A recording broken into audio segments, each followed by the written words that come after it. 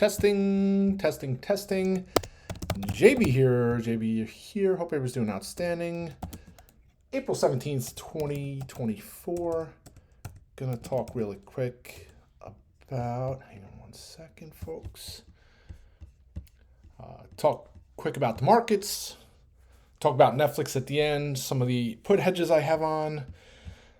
Talk a little bit. LLY had some data this morning, or report out, some news out. Talk quick about that and go from there. But first, talk about the markets. Take a look at the SPY. Well, the S&P. The SPY actually broke under 500 today. It hasn't been under the 500 handle since, let's see here. And I have to go back. The last time it was under 500 was low. February 21st. The SPY was closed at open, high, low. It closed at 495.67. So, it's only 2 months ago, but still, I think kind of a psychological threshold there. We'll see if we can bounce back. 504.50. That's kind of my line in the sand. So I think we need to get back above that in the next day or two, or I fear we're going to get into the 480s on the SPY. The ironic, or the comical, I wouldn't even call it comical, but yeah, I guess the irony is that the triple-headed monster, yields, oil, and the dollar are actually all down today. So typically, I guess the script I would have for the market pulling back would be the rising rates. Those continue to go up, the stronger U.S. dollar, and oil prices. And it's the flip side today. Today, oil's down nearly 3%.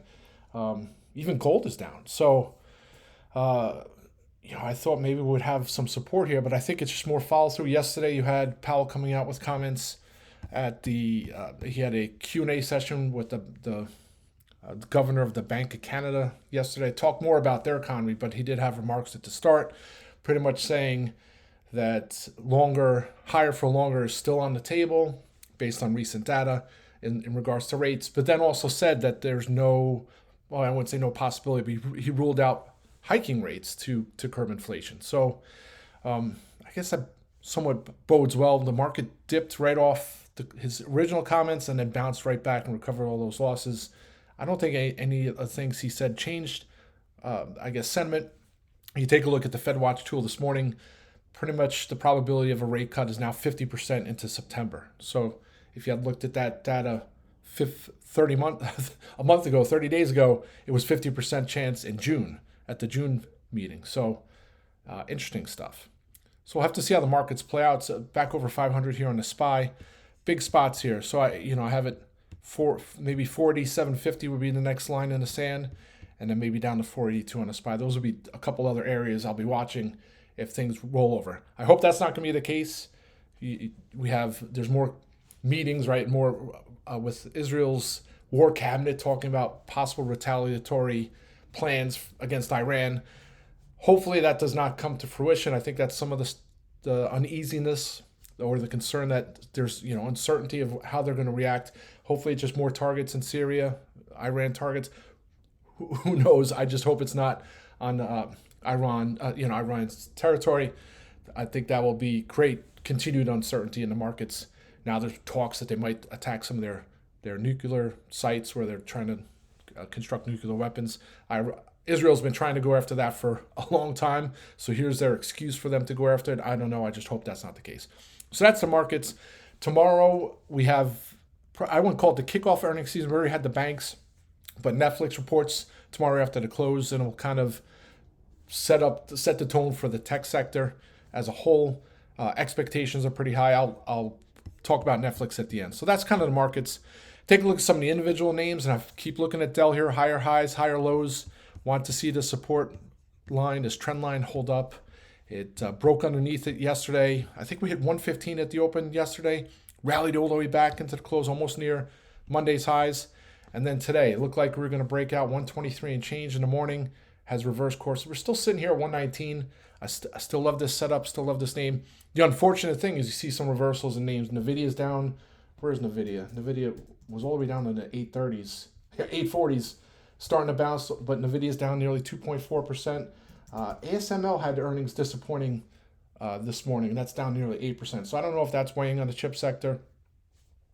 Taiwan semiconductor reports tomorrow. Maybe that could set the tone for the market. But it seems like all these names trade in tandem and in sympathy with each other. So maybe DELL can find some footing, but still love this name for longer term. Have the May strikes. I'll continue to look for opportunities to play it, maybe even to their next earnings. And at the end, I think they report at the end of, well, they haven't announced their date yet, but I think DELL will report sometime at the end of May or in June. So I would want to get some June strikes to encompass that at some point. So that's DELL. Nothing new to add on that. Just hopefully it can hold this trend line, get back into the green, and set up better there. VKTX. So I haven't talked about VKTX in quite some time. Take a look at this chart. I mean, just a slow bleed, a lot of red candles, but very small red candles. It's like it's just holding ground for the next move. Looking pretty tight here. Surprised it hasn't traded back over $100.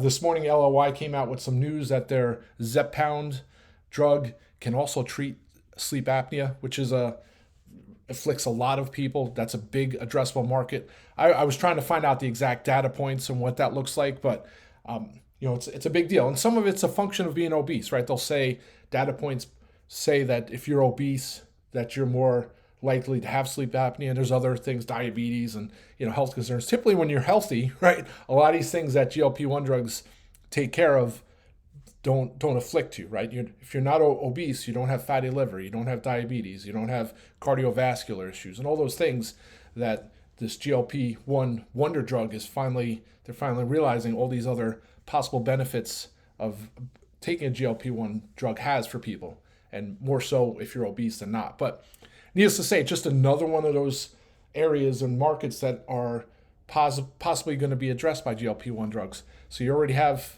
of course, the weight loss, then you have diabetes, then you have fatty liver. You have the possibility that it might take care of addiction issues. There's been talk that if you're on GLP-1 drugs, you don't have the cravings for things that are not good, like heroin, cocaine, and drug addictions, and probably some other addictions that are not drug related, binge watching TV or whatever.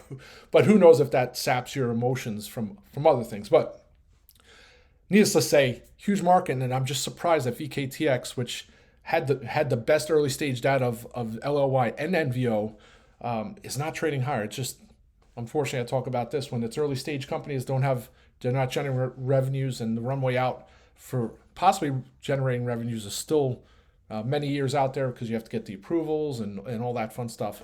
But still love this name, and at some point I look for more strikes because I keep saying one of these weekends, Monday is going to come around. There's going to be a buyout news on one of the GLP-1 names.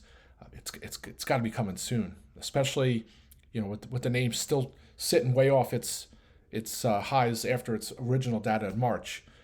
Just sitting there waiting for someone to swoop in to get it. So I thought that was big news this morning with LLY, and I just adds more credibility to the space, to VKTX, to GPCR, to ALT, to turns into fours. I can't even look at that one anymore. Again, another name, just they're so far away from possibly generating revenues. It's so easy for these people to just sell it. And they'll have oral data at the back end of this year. If that comes out positive, stocks will be 20, if not higher. And all the analysts on Turn are in the double digits, 18, 17, 20 price targets. Here it is at 4 and change. Boggles my mind. So that's VKTX. I added some more put hedges. One put hedge. I did AVGO puts. But first I'll talk about MDB. It's being stubborn here. It's actually at, where is it right now? 346 and change. I added some I guess 315s. I don't even know what those are. I have to go take a look. But to me, I keep talking about the cloud names. Snow and MDB seem to be tied together, and Snow has been struggling finding footing even after its CEO posted an insider buy.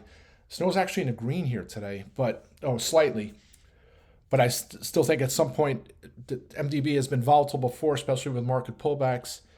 5 to 7% intraday move is not something out of the realm of possibilities. So that's why I look for MDB for protection, at least on the downside. I think once it finds weakness, that 320 handle comes, and if you pull further out, it's even lower. But still like that one, or at least looking at that one for a hedge play for more downside if that continues to happen this week. We also have CRWD, CrowdStrike, which I got some puts last week. Those puts don't expire till the following week. That one looks like it's just dripping here. You can see it hit 360 after earnings in March, and it's pretty much, it's not been in a free fall, but it's almost like a melting ice cube here. Back under its 50-day moving average, and you start pulling back some areas here. Just 280 candle. Is that where possible target in the next couple sessions, especially if the market doesn't find footing anytime soon? I guess the only concerning thing, and not that I've tried to be bearish on the name, but the volume's declining here. So the selling, maybe the buyers are not there right now, and eventually once the buyers come in, they can push it back up. But still like this one as a hedge play. And then last but not least, I got those AVGO puts today. Back at its 50-day moving average. Hit that back in the middle of March before the news. I guess they had their AI conference, and that really spiked the stock. But you can see these nice candles here. Every time it seems that it's ready to fall, it finds some support and bounce a little bit. Today, maybe this is it. Breaks under its 50. You start look at all this pocket. I wouldn't call it pocket air pocket here, but maybe down to 1200 first. In the next coming sessions. So really like that one. The unfortunate thing, premiums are expensive, so you have to go far out of the money to find an inexpensive put strike, or at least on a risk reward basis. But we'll see how that one plays out. But I think these all offer some nice protection, especially if you're, if I have plenty of calls on the call side. So to offset the losses, or at least to prevent myself from having to, exit some positions, I'll continue to look for opportunities to play some put hedges. But that'll be it for now, I think. But Netflix is the last one. I'll talk about that in a second. So Netflix reports earnings tomorrow after the close. I posted this on FinTwit already, but they have a implied move $52.26 or 8.5%. That's up or down. So people always say, "Wow, you think it's going to move that much to the upside?" No, it could be either way. That's just the implied volatility based on the pricing of the options, the premiums on the options. So if you take a look at the last 10 reports, you average it. It's averaged nearly a 12.7% move.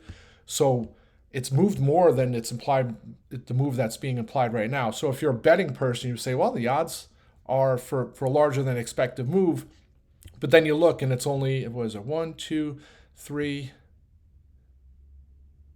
4, 5, half of the times it's moved more. So 50-50 shot.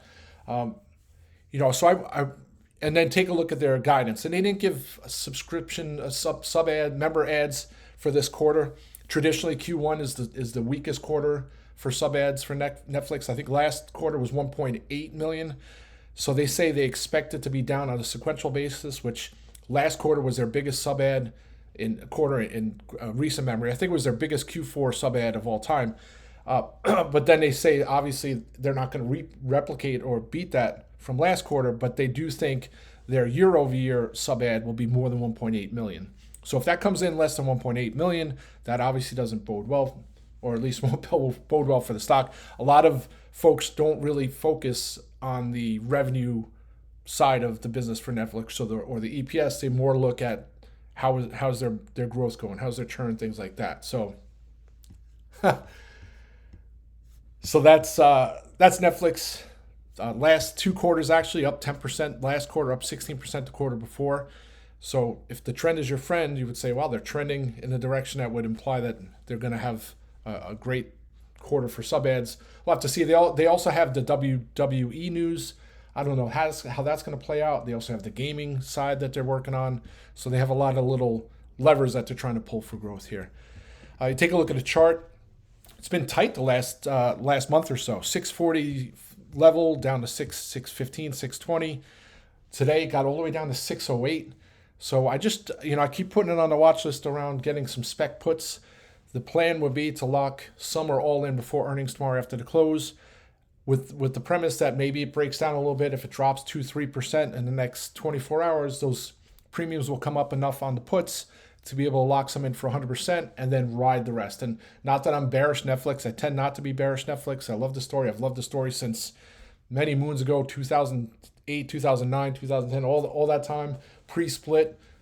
Back in the day, Netflix, when it was first emerging, used to be one of the, similar to Tesla.